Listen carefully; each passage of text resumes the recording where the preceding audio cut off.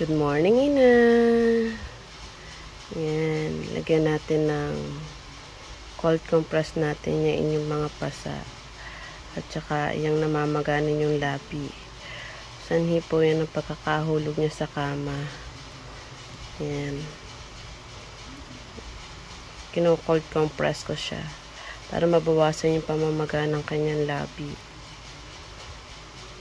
Tapos binilhan ko na rin din siya ng hospital bed para maging okay ang kanyang hindi na siya mahulog.